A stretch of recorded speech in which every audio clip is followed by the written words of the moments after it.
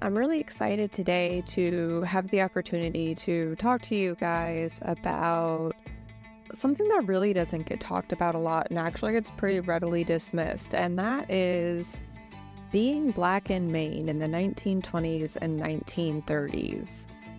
It is a really interesting and challenging topic and just not given enough time or justice, and so let's get this started.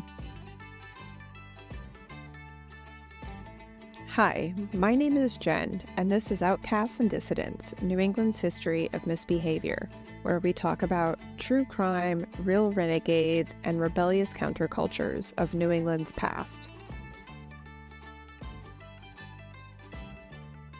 Okay, so if you caught the last episode, you'll remember that we were talking about Lorin Roberts, who comes from a long line of Black ancestry through Washington County, Maine.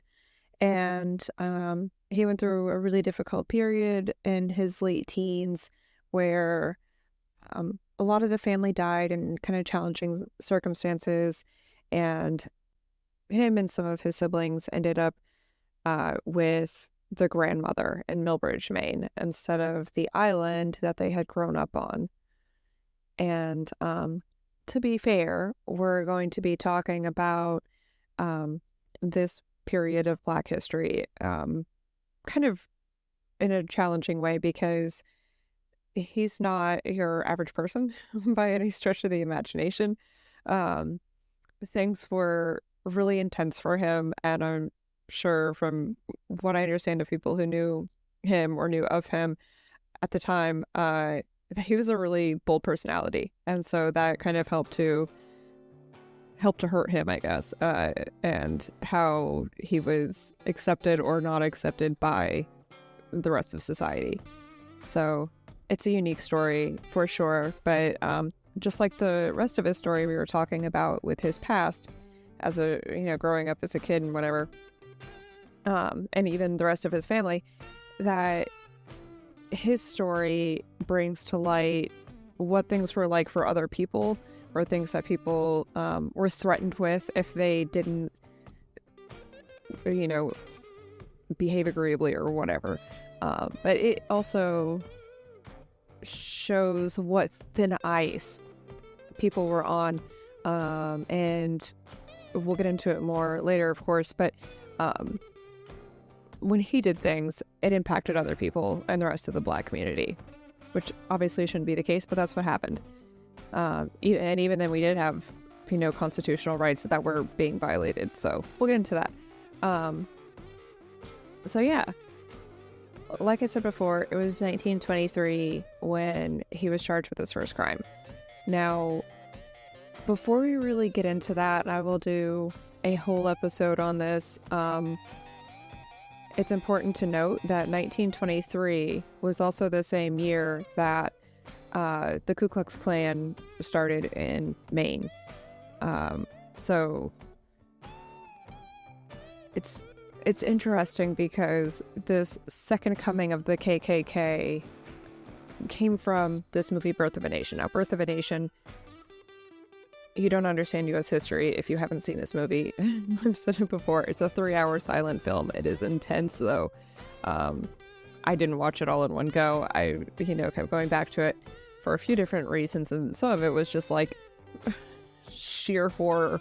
It was like, this is an overload. I can't take it. So I turned it off and I go back to it. But it really goes.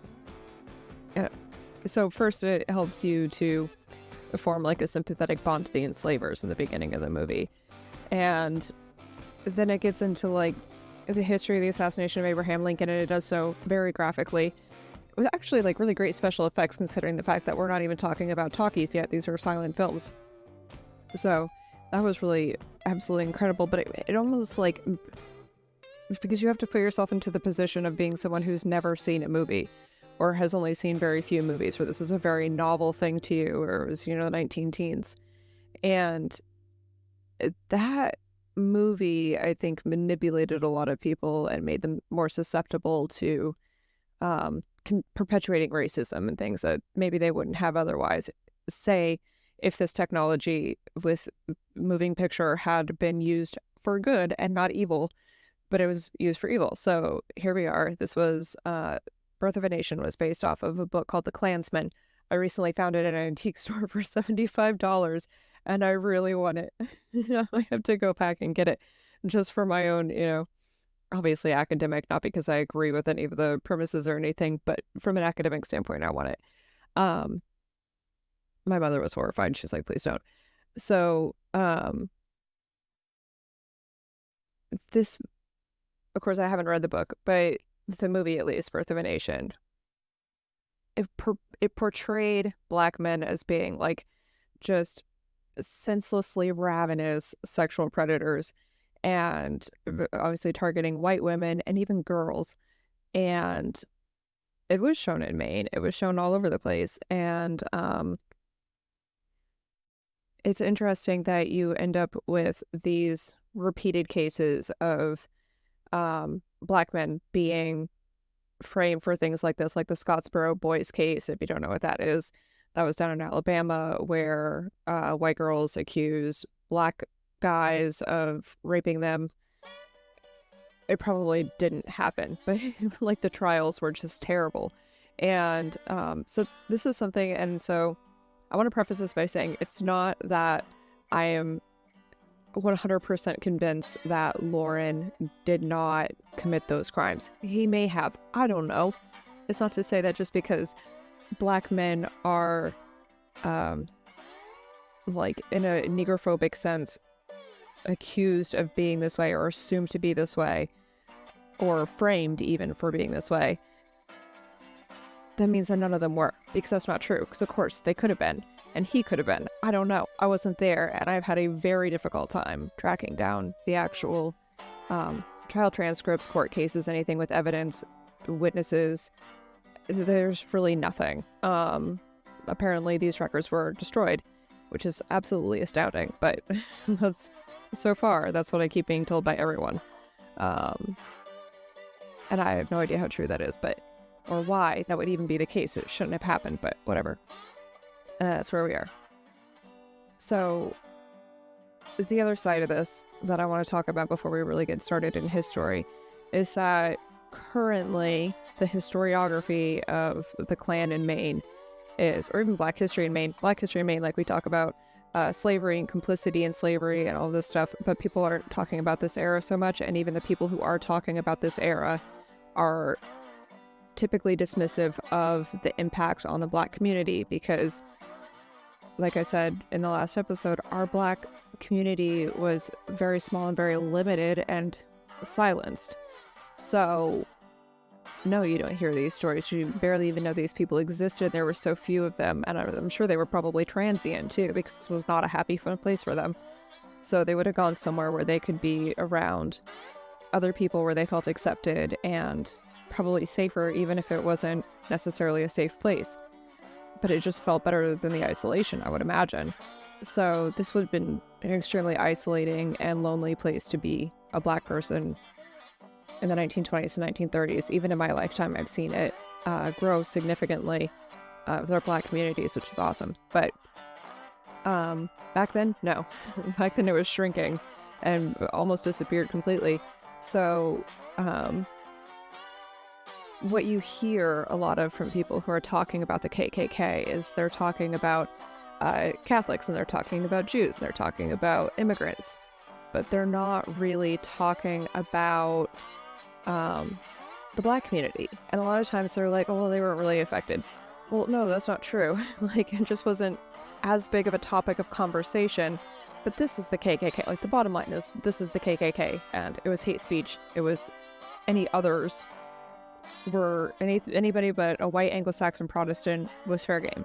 And so it's not fair for us to say that Black people weren't as affected just because there weren't as many of them. That doesn't mean that these people, the very few that did exist, such as Lorin Roberts in this area, that doesn't mean that they weren't horribly affected and that they didn't face a miserable existence as a result of this social norm, which the KKK in Maine, believe it or not, was a very social norm.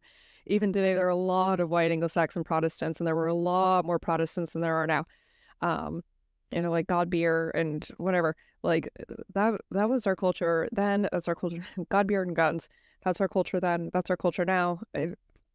Pretty substantially, and it's really sad to me to just dismiss this aspect. This is episode editing, Jen. I want to interject here real quick that an important distinction between the Klan in New England and the Klan in the South is, in other places, is that we didn't have lynchings. So we did have these instances of presumed Klan activity where people were shot at, but we didn't have the lynchings like they did in the South. So that's another reason why people don't talk about this. Back to the episode. And I think it needs to be talked about, so I'm going to talk about it, even if no one else wants to. And even if people don't agree with me that I should talk about it, I'm going to. Because if I don't start, no one will. So yeah, we have a lot of reckoning to do with this whole thing. I'm hoping this is going to be a good first step for that. So, yeah, and I won't get into the Klan too much more, but as things come up that I need to explain, I'll explain them. If you caught the last episode's YouTube video, you will know that I had up on the screen, just briefly, the most extensive court record that I can find, and it's a whole paragraph, about where Lorin was convicted in 1923 for the statutory rape of an 11-year-old girl. And was this one of those things where he was framed to preserve the integrity of some white man, or did he actually do it? I have no idea. I just know that he was sentenced to 5.5 years at the Wyndham Reformatory, so I started an episode about this, and I guess I'll just have to publish it. I was like, this is kind of weird out of context, and but it's an interesting place, and it's an interesting trial, so yeah, I could post that sometime. But yeah, so it was basically a prison labor joint. He was sent there for 5.5 years. He escapes a couple of months later, and they found him at the train station in Greene. He had been shot at by pursuers. So one of the KKK's MOs was to have these civilian vigilante groups who were in cahoots with law enforcement or whatever, and they were there to enforce the law as they saw fit, which is kind of questionable sometimes. And of course it was, we all know that. But so yeah, they accused Lorin of a murder in Maine, which is outside of Portland, while he was escaped. No idea what ever happened with that. I just know that the newspapers reported this had happened. The guy had been robbed. Lorin had been found with things that obviously weren't his when he escaped. And I don't know what happened. Regardless, he was turned over to the reformatory superintendent, Harold Donnell. And they took him, instead of taking him back to the reformatory, they took him to Thomaston State Prison, which is weird because when I was researching the reformatory, I found that usually people would escape there and they would just be taken back there. So I don't know. For whatever reason, they took him to Thomaston, which was an absolute dungeon. And at this point, when in 1923, inmates still were not allowed to speak yet. So say he ended up spending 5.5 years there, that would have been 5.5 years that he couldn't speak. It wasn't until 1924, actually. So the prison burned down in 23, I think, while Lorin was there. And then when it was rebuilt in 24 and they went to reopen it, they said one of the exciting announcements at the reopening party was that inmates would now be allowed to speak in the dining hall quietly amongst themselves once they were seated. Woohoo! Thrilling place. And they were given a Bible. Jesus was their only friend. It was really just not a good place to be. And at some point, Lorin ended up back at the reformatory. I imagine after the fire. I'm not sure. And then he was paroled in 1925, got caught on larceny, thrown back in, and then escapes again. I don't understand this. But it's like, so the escape was like, the way that the newspaper reported it, it sounds like the beginning of a bad joke, because it's it's, you know, like a Negro, a Swede, an Italian, what is it? So a Negro, a Swede, an Italian, and an Irishman escape from the reformatory and walk into a bar. That's what it sounds like. But yeah, he actually ended up escape for a while, then he gets thrown back in, and then he gets released. I don't know. But so the next thing I know, he is being hunted by another posse.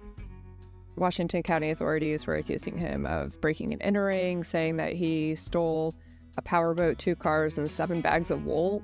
And so a posse found him in Ellsworth on the Lemoyne Road, which I think is actually Douglas Highway today. And he was in a stolen car, and he had a 16-year-old white girl from Washington County with him. Her name was Marion Steele. Of course, they catch him. He jumps out a window. They fired 14 shots at him, and he took off into the woods. And then they find him again in Franklin, Maine, which, you know, would have been like it would have been a walk. It would have been a for real walk. And then by then it was starting to get dark, and so they lost him in the fog and the dark and the whatever. But the interesting thing to me is that Marion actually was also arrested. So it's framed like he kidnapped her, but then she also gets arrested. And she goes on to pin accusations against Lorin on other people in Washington County. So first Hancock County took her, questioned her, and then released her to Washington County authorities with the information that she was willing to give up on other people. And I have no idea what happened for it, but I also don't see proof that Lorin was charged with any of this, except for maybe her kidnapping and the stolen car that they were in when they were found in Ellsworth by the posse. But I also don't know that anyone else that she implicated was charged. And we also need to remember that back then, 16 was not what 16 is today. So I've seen 16-year-old girls marrying 40-year-old men, and that's fine. To be fair, I've also seen that in my lifetime, where I knew a guy who would drop off his daughter and his girlfriend at high school together. He thought it was hilarious, and it was absolutely horrifying to me. But it's a thing. Okay, so it doesn't actually say where he was caught with Marion, but he also had a friend, or a couple of friends of the family. Some articles say that he was boarding at this house with the Brooks family. But George was also a Teamster in 1920. He was the father, the guy who was running the boarding house, I guess. And then his son Howard, who was actually quite a bit younger than Lorin, ended up being an accomplice of his over the next several decades. But all 3 of them have a rap sheet. Lorin and both George and Howard Brooks. And then there was Eunice, was the daughter, and then there was some other too. I don't remember her name. But Lorin ended up getting caught and goes to jail for a little bit, gets back out. In the 1930, he was caught on larceny again and ended up in the jail. So if you remember me talking about how I came across this project to begin with, it was the 1930 census. And I only recently just found out why he ended up in jail to begin with, so that was kind of fun. But in this 1930 instance, of course, it was just a theft. But so in 1931, he gets married to Persis Brown, who was a white woman. She was a teacher. Of course, at that time, women had to quit their job if they got married. So even though he was basically unemployable as a criminal, she still was relying on him.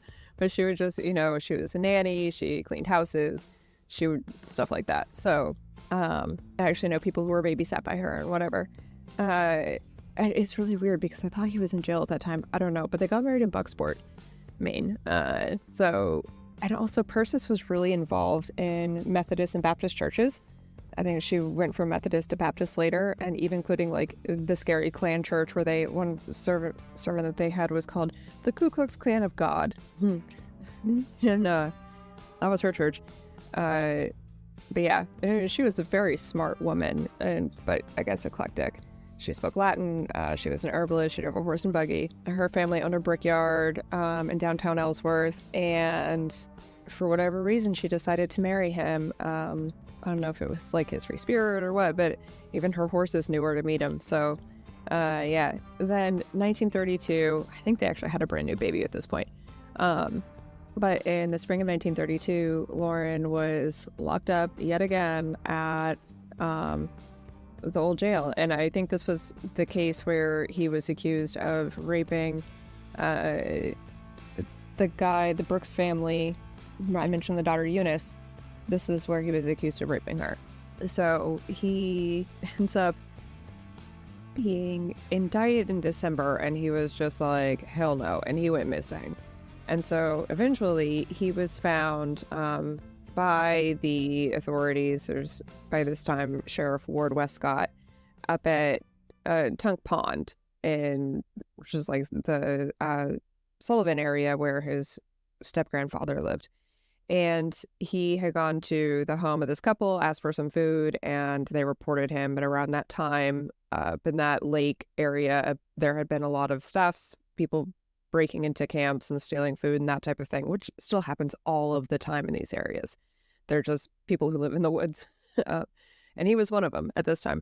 So I don't think they actually charged him with any of those other thefts. I couldn't prove that it was him, but they suspected. And so somebody reported him when he came around asking for food. And that was how he ended up in jail. And that was in February.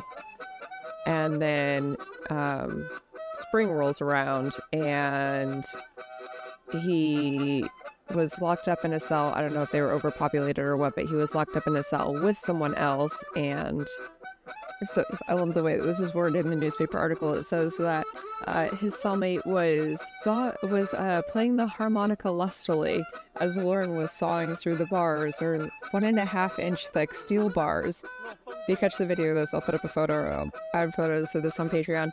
An example. So I can't get up to that second story window, and I really wish I could right now, but I can't. But I can show you a photo of a different set of bars where someone had started filing through. But I was actually just told by the masonry contractors who are working on the building that they could see where the bars had been welded upstairs, and that's so cool. So, yeah. So him and this guy, Herbert, go out of the window and down to the, they drop down 2.5 stories and run off. And they steal a car a few streets over, and they end up ditching that car. I mean, a good ways away in Cherryfield, Maine, which it takes, almost an hour to get there, I would imagine, back then. And so they ditch the car, and then that's on Black's Woods Road near Catherine Hill, Catherine Hill is one of many roads in Maine that's like notoriously supposedly haunted. And so he ditches the car out there. They steal food and tobacco from a store. And the sheriff puts a bounty out for him. And it was a $50 bounty, price on his head. And I mean, they really didn't care if people shot on sight. It was like almost encouraged. So now Lorin's on the run. He's been accused of horrible things. He's now a fugitive from jail, having made a rather daring but successful escape. And he's now in Washington County back home. Herbert ends up getting picked up in Bangor not too much later than that. And yeah, he was like home eating breakfast at his parents' house or something, and the cops found him. And he got thrown back in jail. But Lorin's still on the run. And yeah, so I promised that I would keep these around 20 or 30 minutes apiece. I am up to about 23 minutes now. So I think I'm going to go ahead and wrap this one up. And then I will come along with part 3 soon, where we will get more into this absolutely crazy story, because 1932 was a rough year, you guys. So we will lean into this 1932 thing for a bit longer in another episode, and I'm sure I could get at least another episode out of 1932 alone. And yeah, so I will see you guys next time, or talk to you guys next time. Make sure that you do sign up on Patreon so that you can check out some of these primary sources that I'll share, and some exclusive content, early release, and all of that good stuff. And yeah, like, comment, review. Until next time, I will be wishing you fair winds following seas, and we did equity last time. Let's do some more equity.